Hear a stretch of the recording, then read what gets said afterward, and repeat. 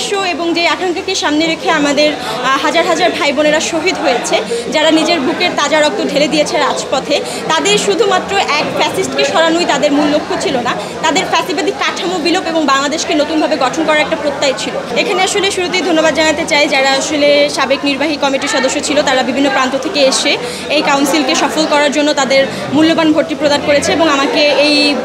প্ল্যাটফর্মে মুখপাত্র হিসেবে দায়িত্ব পালন করার সুযোগ দিয়েছে।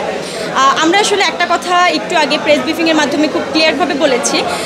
বৈষম্যবিরোধী ব্যানারকে কলঙ্কিত করার জন্য নানা জায়গায় এই গণঅভ্যুত্থানের প্ল্যাটফর্মকে কলঙ্কিত করার জন্য নানা জায়গায় নানা ধরনের অপপ্রচেষ্টা চলেছে এবং এই ব্যানারকে ব্যবহার করে নানা অপকর্ম কুকর্ম হয়েছে। আমরা খুব দ্রুত একটা আর্থিক স্বচ্ছতা কমিটি করে দ্রুত তাদের জবাবদিহিতার আওতায় আনবো এবং সারা দেশে বৈষম্যবিরোধী ব্যানার নিয়ে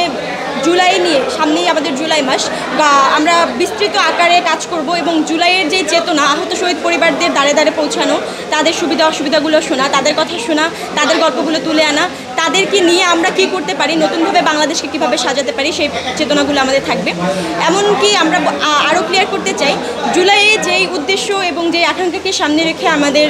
হাজার হাজার ভাই বোনেরা শহীদ হয়েছে, যারা নিজের বুকের তাজা রক্ত ঢেলে দিয়েছে রাজপথে, তাদের শুধুমাত্র এক ফ্যাসিস্টকে সরানোই তাদের মূল লক্ষ্য ছিল না, তাদের ফ্যাসিবাদী কাঠামো বিলোপ এবং বাংলাদেশকে নতুনভাবে গঠন করার একটা প্রত্যয় ছিল। সেই প্রত্যয়কে ধারণ করে আমরা নবনির্বাচিত যেই কমিটি হয়েছে, আমরা প্রতিজ্ঞা করেছি যে আমরা সেই প্রত্যয়কে ধারণ করব এবং তাদের স্বপ্নের বাংলাদেশ বিনির্মাণে নিজেদের সর্বোচ্চটুকু দিয়ে কাজ করব। আশা করি আপনাদের সকলের সহযোগিতা থাকবে এবং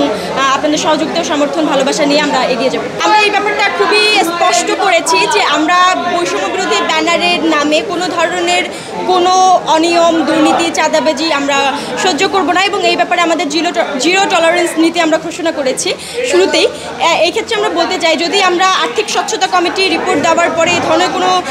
অভিযোগের সত্যতা আমাদের সামনে আসে, সেক্ষেত্রে আমরা সাংগঠনিক পদক্ষেপের পাশাপাশি আইনগত যেই পদক্ষেপ আছে সেটা নেওয়ার জন্য আমরা তাদেরকে